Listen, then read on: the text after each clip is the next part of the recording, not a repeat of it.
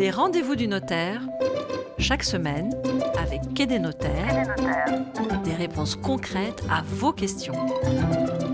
Les rendez-vous du notaire numéro 22. Chaque semaine, vous posez une question sur le site quai-des-notaires.com, le site des notaires en ligne.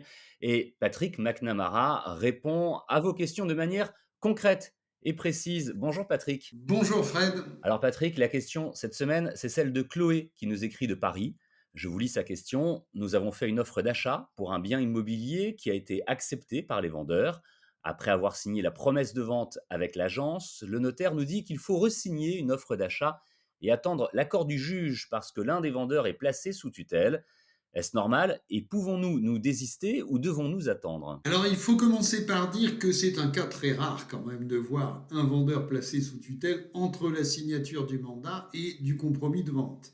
Ensuite, ma chère Chloé, il faut préciser qu'avec l'agence immobilière, vous avez signé un acte sous seing privé qui était un compromis de vente et non une promesse de vente. En général, le terme promesse de vente, on l'emploie pour une promesse unilatérale de vente signée chez un notaire, c'est un acte authentique, dans lequel le vendeur s'engage définitivement à vendre à l'acquéreur, qui lui ne prend pas définitivement l'engagement d'acquérir. Alors très bien Patrick, merci pour ces précisions, mais alors pourquoi le notaire demande-t-il à Chloé de resigner une offre d'achat? Eh bien, c'est très simple. Dans le compromis de vente que Chloé a signé, les vendeurs se sont définitivement engagés à vendre le bien. Or, si l'un des vendeurs qui a donné procuration a été placé entre-temps sous le régime de la tutelle, eh bien, il a perdu ce qu'on appelle sa capacité civile, c'est-à-dire qu'il est considéré comme n'étant plus capable de signer un compromis de vente ou une promesse pour s'obliger à vendre un bien immobilier.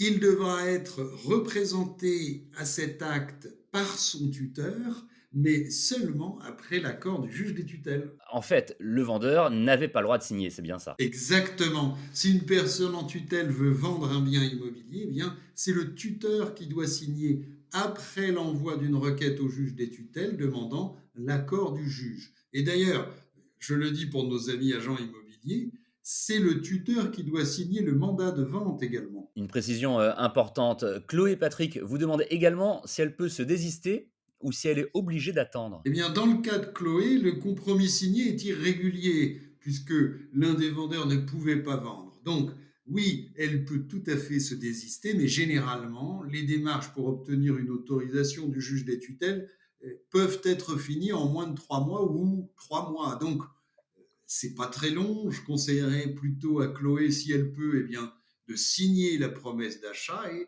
d'attendre les 3 mois pour enfin signer l'acte authentique de vente et puis devenir propriétaire. Je crois que nous avons complètement répondu à la question de Chloé. Merci Patrick. Et pour terminer quand même, une anecdote ou un conseil peut-être à nous donner sur ce sujet. Oui, volontiers, c'est un conseil. Eh bien, pour éviter ces complications de la mise sous tutelle, pour permettre aux familles de garder la gestion des biens, je conseille le mandat de protection future. Ça permet de désigner la personne qui sera en charge des biens en cas de perte de capacité et c'est plus souple et c'est tout à fait sécurisé, aussi sécurisé que la tutelle. Et si vous aussi, vous avez des questions à poser à Patrick McNamara, le fondateur du site quai-des-notaires.com, le site des notaires en ligne, eh bien, c'est justement sur ce site que vous pouvez poser votre question. Et c'est ici, sur le podcast Les rendez-vous du notaire, que nous vous apporterons une réponse. Merci beaucoup, Patrick McNamara. À la semaine prochaine. À la semaine prochaine, Fred.